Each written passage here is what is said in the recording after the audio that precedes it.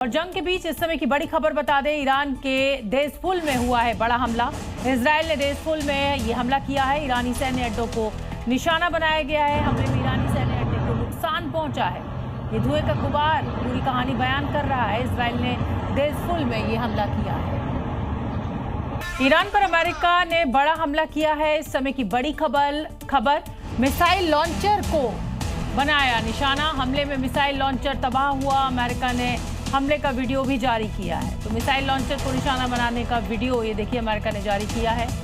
हमले में missile launcher तबाह हुआ। इजराइल और अमेरिका का जॉइंट ऑपरेशन ईरान में चौतरफा तबाही मचा रहा है। तेहरान के साथ साथ कई हिस्सों में इजराइल ताबड़तोड़ हमले कर रहा है, जिसमें ईरान की सेना को भी भारी नुकसान पहुंचा है।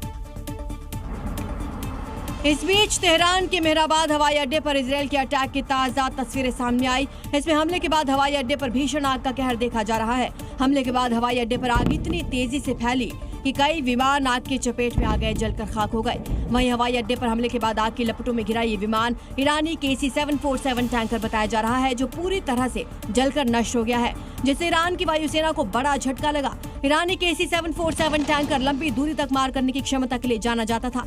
बताया जा रहा है कि ईरानी वायुसेना को यह नुकसान उस वक्त पहुंचा जब बीते 6 से 7 मार्च को इजरायल की तरफ से तेहरान पर ताबड़तोड़ हमला किया गया था और इस दौरान मेहराबाद हवाई अड्डे पर भी कई मिसाइलें गिरी थी। जहां एक तरफ मिडिल ईस्ट में जंग की आग फैली हुई है, वहीं दूसरी तरफ पाकिस्तान और अफगानिस्तान में भी युद्ध जारी है। काबुल में पाकिस्तानी एयर स्ट्राइक का जवाब देते हुए अफगानिस्तान ने कोहाट में पाकिस्तानी सैन्य ठिकानों पर हमला बोल दिया। पाकिस्तान और अफगानिस्तान के बीच तनाव अब और भी ज्यादा विध्वंसक युद्ध की तरफ बढ़ते जा रहा है। देर रात काबुल में पाकिस्तान की एयर स्ट्राइक के जवाब में तालिबान और अफगान डिफेंस फोर्सेज ने बड़े पैमाने पर जवाबी कार्रवाई की है। पाकिस्तान के हमलों का जवाब देते हुए अफगानिस्तान ने पाकिस्तान के सैन्य अड्डों को निशाना बनाकर हमला किया। अफगानी सेना ने पाकिस्तानी ठिकानों को टारगेट करके कई ड्रोन से हमले भी किए।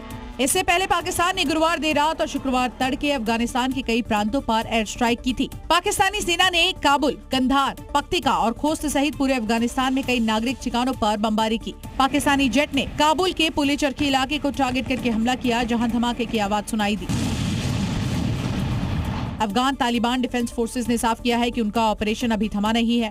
पाकिस्तान के हर हमले का मुंहतोड़ जवाब दिया जाएगा।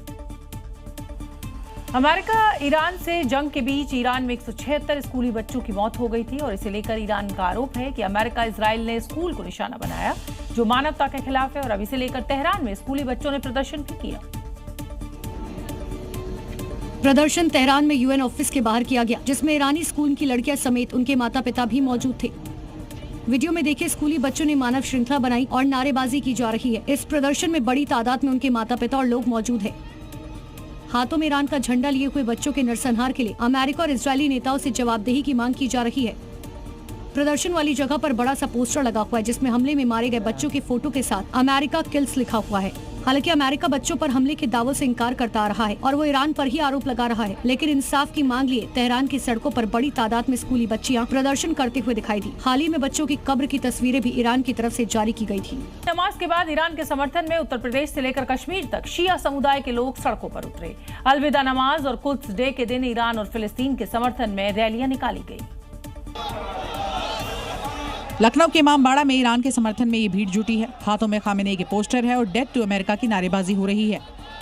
इमामबाड़े से होते हुए ये लोग बाहर निकलेंगे। मिशन और करबला के पोस्टर्स आप यहाँ पे देख पा रहे होंगे। बड़ी भारी संख्या में जो शिया संप्रदाय के जो लोग हैं वो यहाँ पर मौजूद है और यहाँ पे मिशन करबला जो है वो यहाँ पर शुरू किया गया है। जुम्मा अलविदा की नमाज के बाद हुए इस प्रदर्शन में शिया समुदाय की महिलाएं भी शामिल हुई और इस युद्ध को दो विचारों का टकराव बताया गया कि ये वॉर सिर्फ दो लोगों के बीच की वॉर नहीं है। ये वॉर ऐसी है कि एक तरफ तो गॉड है और एक तरफ एविल है, तो हम लोग एविल के साथ नहीं हैं। यूपी की तरह हैदराबाद में भी अलविदा नमाज के मौके पर जलसा हुआ। इसमें ओवैसी ने भी हिस्सा लिया। ओवैसी ने इस मौके पर हैदराबाद की मक्का मस्जिद में नमाज पढ़ी। उधर कश्मीर में भी बड़ी संख्या में लोग इकट्ठा हुए और ईरान के समर्थन में जमकर नारेबाजी की।